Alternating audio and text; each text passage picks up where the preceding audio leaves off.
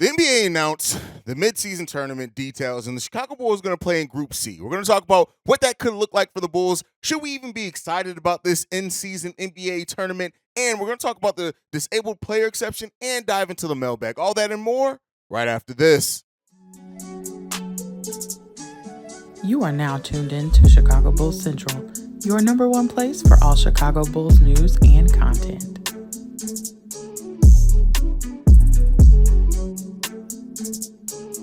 What's going on, Bulls fans? Welcome to another episode of Chicago Bulls Central, your number one spot for everything Chicago Bulls related. I'm the host here, Haize. You guys can follow the show right off the top at Bull Central Pod on every social media platform. And I do want to remind everyone that the podcast is available on every podcasting app and platform of your choice, as well as YouTube. So make sure you guys go check it out in all places. But let's get into the content for today. So we now have the details of this much rumored, and we knew this NBA in-season tournament was coming, right? Adam Silver's been talking about it for well over a year now. They got it included in the new CBA, and so there are going to be 3 groups in each conference, right? And group play is going to take place on Tuesdays and Thursdays, and then the top 4 teams will meet up in the Final Four in Las Vegas, where they'll battle it out in the semifinals and determine the winner of what they're calling the in-season tournament cup, which they already displayed what that trophy is going to look like. It looks pretty cool. I won't lie on that. The Chicago Bulls are going to be in Group C. The teams that are going to be in Group C with them are the Celtics, the Nets, the Raptors, and the Magic. So, this is it could be a pretty fun group. When you look at how the Bulls have played against, the Celtics and the Nets over the last couple of years, there was actually a little bit of detail. Had this in-season tournament had gone on last year, the Chicago Bulls would have actually been the number 1 seed in the tournament, which is crazy. To think like with all how up and down that season was for the Chicago Bulls. But we play against these teams pretty well, right? The Magic are always a team that match up tough against us, and Wendell Carter always looks to kill us on top of that. And then you look at the Toronto Raptors. We've always had really fun matchups with the Toronto Raptors. Now, the Raptors are going to be a much different team than what they were last season, so it's going to be interesting with that. The Nets, who are now a young, scrappy team, who've added some talent to that roster, and it's going to be a fun series to watch as well. And then the Boston Celtics. Yes, they lose Marcus Smart, but they've added Kristaps Porzingis amongst other players. So it's going to be, I think, a fun group to watch that group play in. While I'm not like the highest on this in-season tournament, I kind of look at it as like it is what it is, right? It was something that, especially if you follow the WNBA like I do, you knew it was coming. They kind of test things out in the WNBA that eventually make their way over to the NBA. And the Commissioner's Cup in the WNBA, while it hasn't really been this huge difference maker when it comes to the season, the Commissioner's Cup, which is what they call the tournament there. If you win the tournament, you win the Commissioner's Cup. The Commissioner's Cup game has been fun the last couple of years. So ultimately, Bulls fans and basketball fans get a little bit more basketball now. Most of the tournament play is going to be included in the 82-game regular season. So, you don't really have to watch a lot more games. It just maybe adds a little bit more of a to some games, especially when you look at playing on Tuesdays and Thursdays. I'm not down on it, but I'm not necessarily I'm not excited about an in-season tournament either. It kind of just is what it is. Now, we'll see. We'll see how it shapes up, how the NBA continues to go forward. I do think in this first year, it's kind of just going to be, I don't really know how to feel about it, but as years go on, maybe they find out ways to tweak it, make it more of a kind of event. We'll see. We'll ultimately see, man. Like I said, I'm not too excited about it, and I'm not too down on it. It's just the NBA changing things up, and hey, it is what it is. There, it'll be fun to watch and see. I'm never gonna turn down basketball, especially if you guys are subscribed over to our other channel, NBA Central, as well, where we talk general NBA things. I'm sure we'll have a live stream during the tournament cup, the NBA Cup, or whatever they end up calling it. And it'll be something fun to break down, talk about, just give a little bit more of a status to certain things, I guess. But yeah, I'm not huge on it. That's why I'm just now talking about it, because I kind of looked at this and said, yeah, it's cool. I'm glad that they kind of now have their format. The group play thing makes it kind of interesting as well, because at least year in and year out, I'm sure they're going to change those groups every year, but know who those matchups are going to be for you, and you can start saying, hey, those are the teams that are in Group B with us, Group C with us. So it gives basketball fans a little bit more shit to talk to each other about, I guess. But ultimately, we'll see what the NBA. No lights. We ain't got no lights on. We'll see what the NBA makes of it for in the long term. But one of the biggest questions, and kind of expected it to come down last week, but it didn't, was the disabled player exception for Lonzo Ball that the Chicago Bulls did file. We have not gotten it officially approved yet. One of the things with Julian Phillips and him, the Bulls kind of delaying his signing, it was said that they wanted to, delay it to see how it's going to affect the MLE and things like that. But like this disabled player exception, we're almost on a week from it being filed for. We're over a week now. And, there was a holiday in that as well. But, hopefully this decision comes down officially sooner rather than later. You guys know, as soon as it's officially approved, I'll have a video out on it. We kind of already have our, potential targets in that type of area. So we'll end up seeing. But like I said before, I really do think that this disabled player exception may not be used to the trade deadline. You hear things like players like Tim Hardaway Jr., who now the Dallas Mavericks are expected to move before at some time during the season. We couldn't even absorb him into the disabled player exception. I want to be clear there if anybody's going to ask that, just kind of shoot that off. His salary's way too high. He makes about $16 million a year. The Bulls, the disabled player exception is 10.1. So it's over that. He is in the last year of his contract, but because it's over that amount, we couldn't absorb that into that disabled player exception. So you're not going to expect things like that really so much to say. So, we'll see, man. We'll see. I think ultimately I'm not really worried about it being approved or not. Like maybe that lack of concerns comes back to bite me in my ass. Maybe this is taking so long that, maybe there is a chance that we don't get it. I would love to hear the explanation if we don't get it, right? Like like Lonzo Ball may never return from this injury ever. So like if we weren't to get it, it puts a little bit of a highlight on some things that are going on, right? So, it is what it is there, man. But we'll see. We'll see. Now, one of the things that came out on yesterday's mailbag episode, right? And I believe it was Michael Korn who pointed out that on a Bleacher Report live stream, I mentioned and had the phrase, the Billy Donovan of it all, right?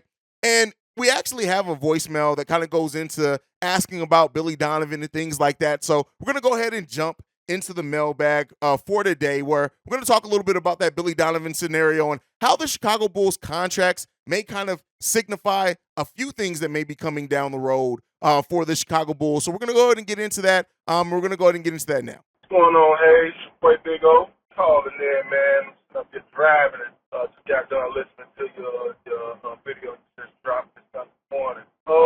And I'm sitting here thinking, right, because you said something that was really key. I mean, Billy Donovan particularly he's been like the biggest reason or name drop for what's, one of the biggest, I would say, what's going to happen with the team, with the pieces that's been added. And as I look at all the contracts, or at least the last few, we get Kobe on a 4-year deal, Javon on a 3-year deal. I think Torrey got a 1-and-1, if I'm not mistaken. Booch is a 3-year deal. Zach obviously got 4 more, and DeRozan, this contract is. So what I'm looking at is that one of the big three may be gone, whether it's Zach, whether it's DeMar, maybe in the next year, maybe, just maybe. But even if they are, what I'm seeing is that AK is lining these contracts up, in my mind, to Billy Donovan. It's almost like he's tying the win now players to Billy Donovan. Because if you think about it, 3 years, whether DeMar's here, whether Zach is here, or they both gone, or one gone, in 3 years, if this team hasn't had more success than they had, I think it's a good chance Billy could be gone. And that's kind of like my question to you. Do you see, like, reading between the lines, or maybe I could be reading too much, but I know it's always, a reason to everything, right? It's a reason to everything we do. So 3 years, is that kind of like the baseline you think the front office is putting with Billy? Because Billy, we know they're not going to rebuild because Billy don't want to rebuild.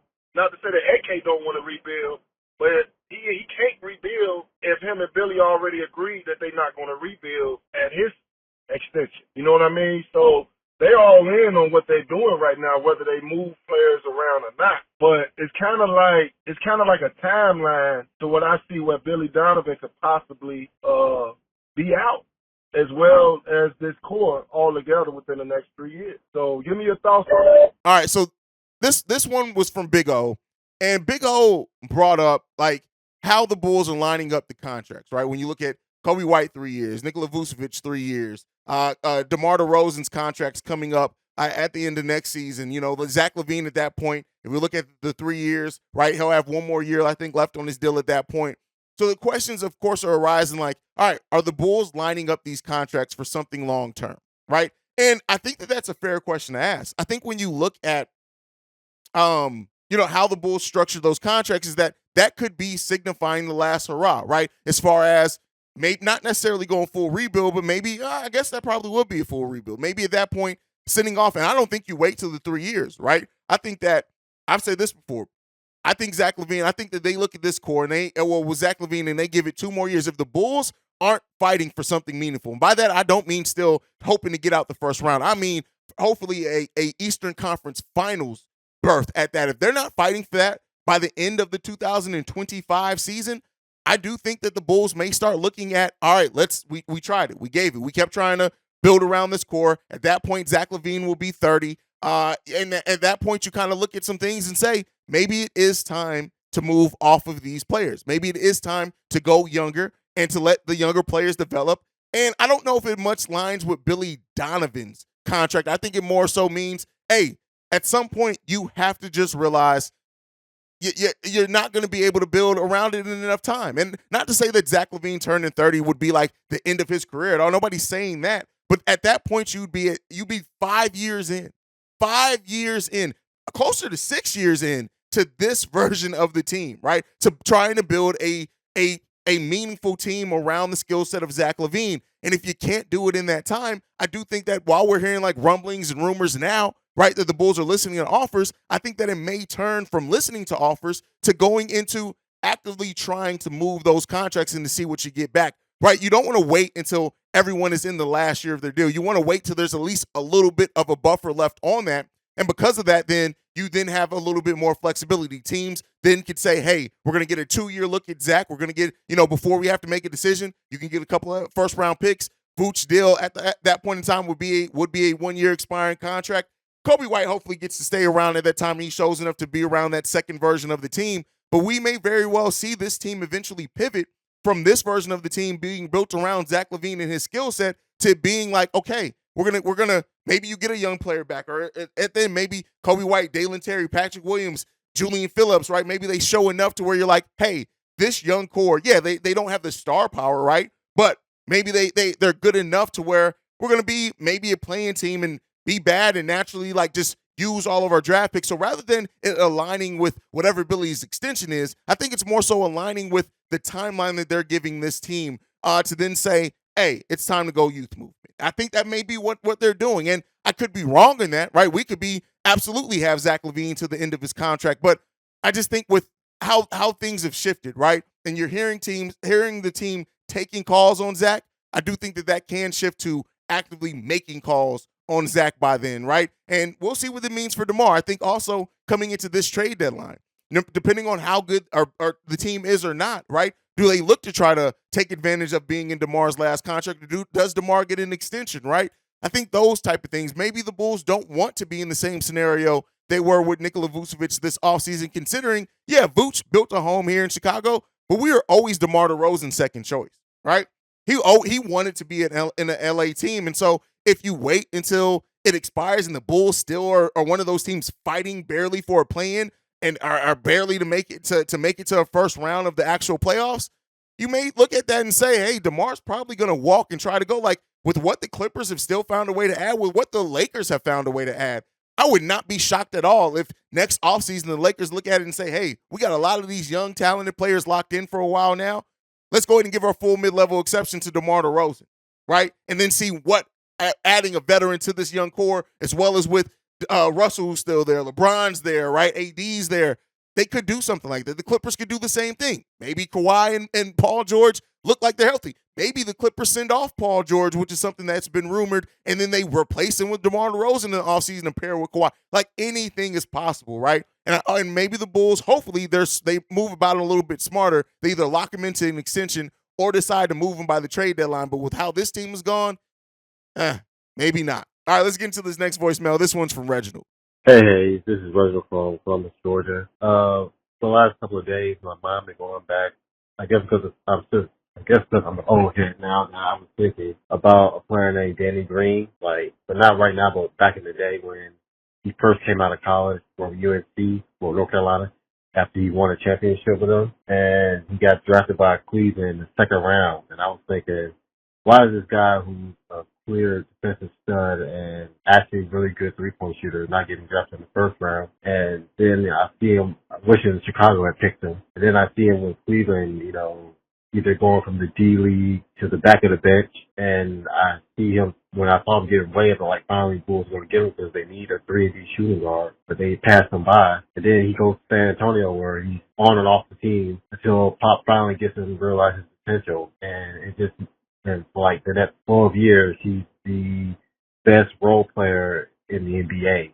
And I was just wondering, are there any young players like that now in the NBA where guys who have that, have that background, have that championship background, have the key fundamentals already locked down, but just haven't met the right coach who could get that out of them? And is Billy Donovan the type of coach who can find that, diamond in the rough and grow them to maturity and help them get to there and use them to the best ability? I was just wondering. Diamond in the rough. I don't trust Billy Donovan to find a diamond in a pile of diamonds. I just don't. Let's just be clear here.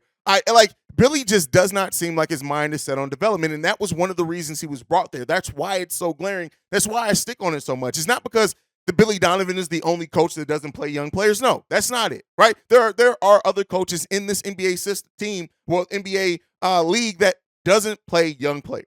But when you are a team that you haven't made the marquee free agent signing since you brought in Caruso, Alonzo, and DeMar. You just haven't.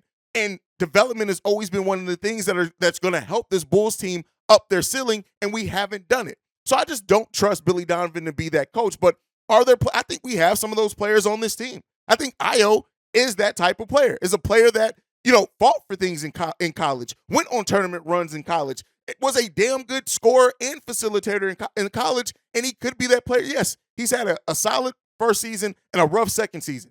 Could absolutely still turn into that, right? You look at Adama Sanago, could he be that, right? You look at Appleby, another player that we brought in. Could he be that? A player that absolutely led his conference in scoring, right? There are always going to be players that come in and that don't necessarily get that luster that you would expect by the way that their collegiate career went. But the fact of the matter is that until you develop your own, I'm not worried about you finding a diamond in the rough. Could we possibly have a diamond that we're not even shining and making something important because of a lack of development from our head coach and Billy Donovan, right? So, a head of player development is going to help that, but there's always going to be players like that. It happens, right? And I think that, Danny Green was such a special case because he wasn't ready, though. Let's be clear here. Danny Green didn't flash even that defensive acumen in his first couple of seasons that he eventually went to. He had to go to a coach that knew how to maximize that. I think there are two teams in the NBA that are great at development. It's the San Antonio Spurs and it's the Miami Heat, right? Those are the two franchises that have really shown you we're going to get the most out of the talent that we have here, right?